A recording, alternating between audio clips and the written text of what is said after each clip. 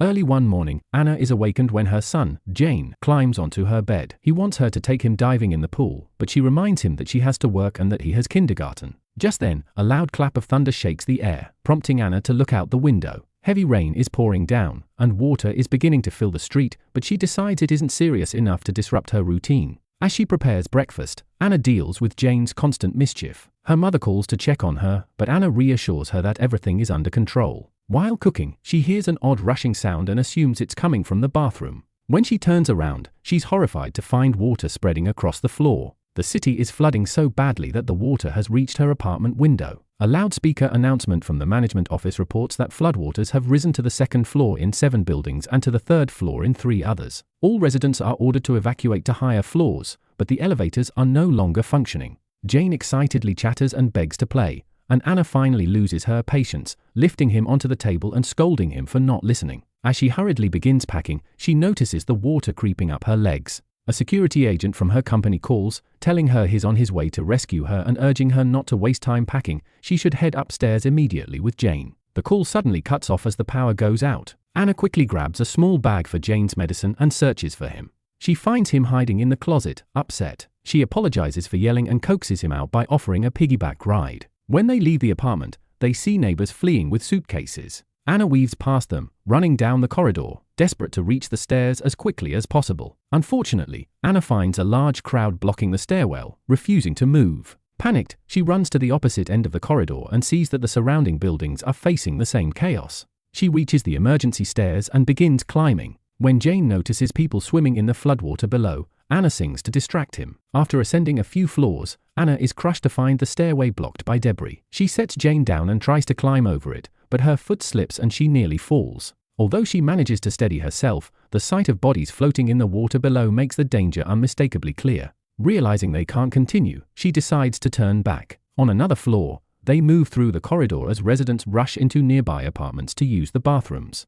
Anna suddenly hears her name and spots the company's security agent searching for her. She starts toward him, but then notices that Jane has followed the crowd into one of the apartments. She rushes inside, frantically calling for him, only to freeze as she sees a massive wave surging toward the window. The sight triggers a traumatic memory of being trapped underwater in a car with her husband, Gwan. The wave smashes through the window, flooding the apartment and knocking several people off their feet. Anna loses her bag and swims after it, but it drifts out through the shattered window. Desperate for air, she surfaces briefly in the narrow gap between the water and the ceiling, takes a deep breath, and dives back down to find Jane. In another room, she discovers her son unconscious. She grabs him and struggles toward the door, but it won't budge. Exhausted and out of air, Anna loses consciousness as well. Moments later, security agent Hijo forces the door open, revives Anna, and helps her escape. Together, they swim to the surface, climb over a balcony railing, and return to the corridor. Hijo performs CPR on Jane, successfully reviving him. Jane breaks into tears as he clings to his mother. He then records them and sends a report to the company, confirming that their lead researcher is safe. Afterward, the trio continues upward, and Jane admits that the rising water reminds him of the day his father drowned in the car.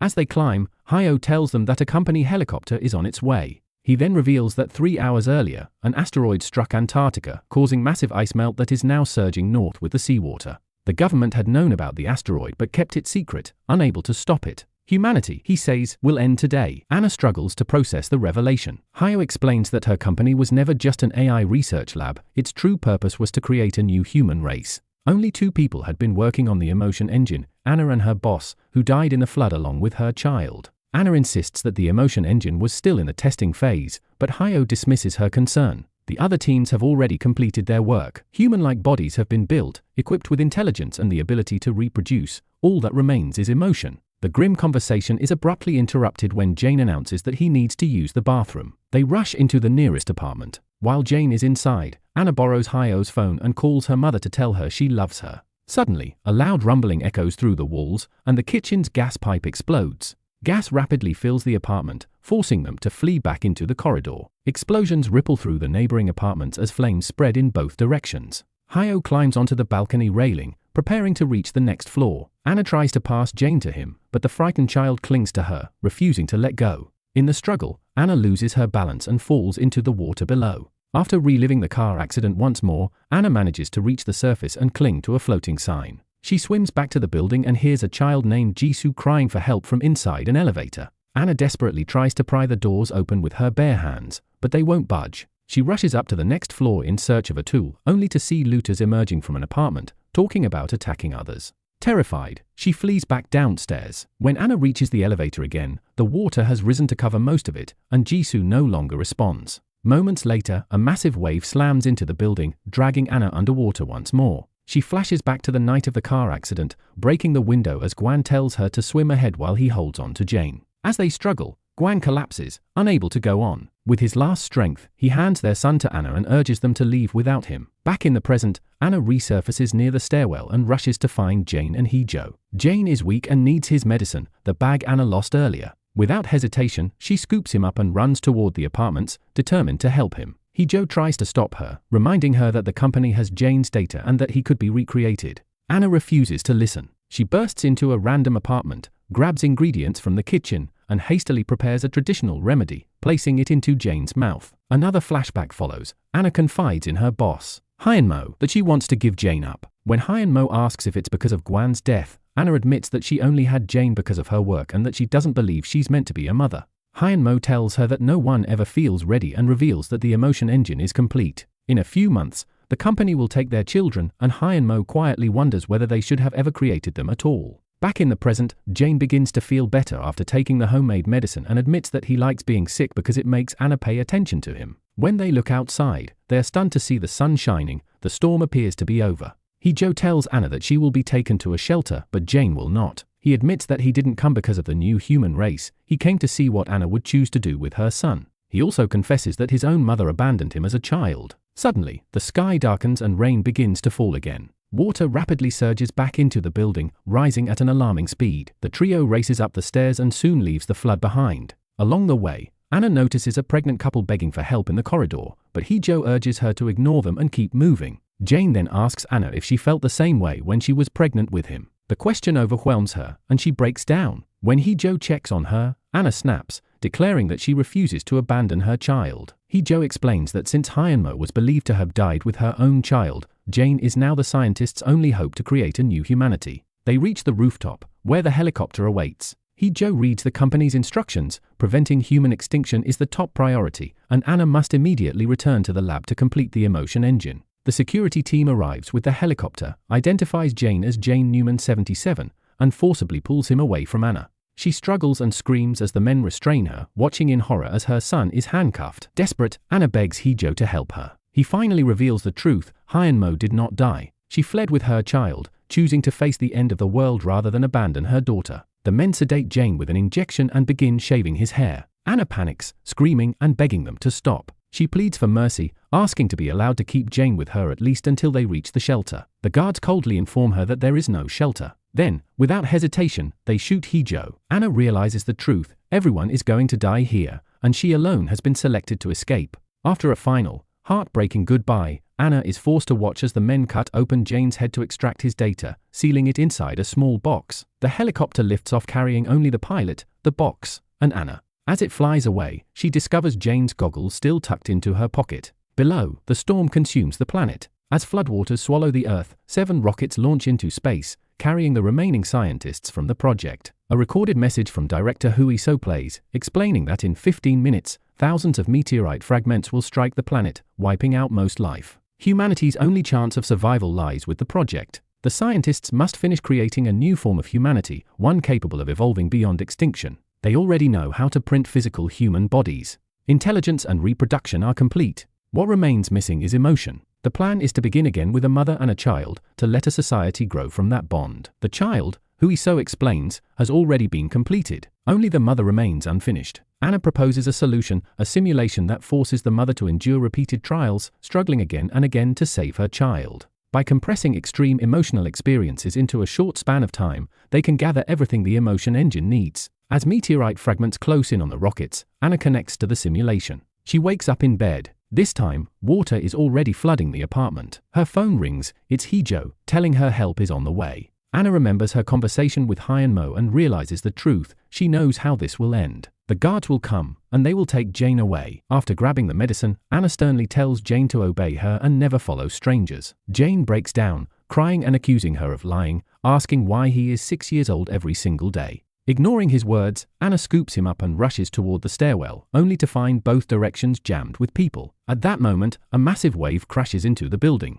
Anna clutches Jane tightly and swims to the surface. She helps him climb over the railing into the corridor, then pulls herself up after him, but Jane is gone. She runs down the corridor, only to be forced to stop as another powerful surge slams through the space. Looking between the buildings, Anna spots Jane struggling in the water below. She dives in after him, but the current is too strong, and she can't reach him. When she notices the helicopter hovering above, fragments of the previous simulation flood back. She reaches into her pocket and finds Jane's goggles. Suddenly, a floating car slams into her from behind, killing her instantly and resetting the simulation. Some time later, Hijo performs chest compressions and revives Anna. The number 787 is printed on her shirt, marking the number of times she has already failed the simulation. Hijo shows her a photograph he took earlier, revealing that Jane followed the crowd and that the child she saw in the water was not him. Realizing her mistake, Anna rushes off to find her son. When Hijo tries to stop her, she grabs his gun and fires into the floor, demanding answers. Explosions begin tearing through the apartments. One of them engulfs Anna,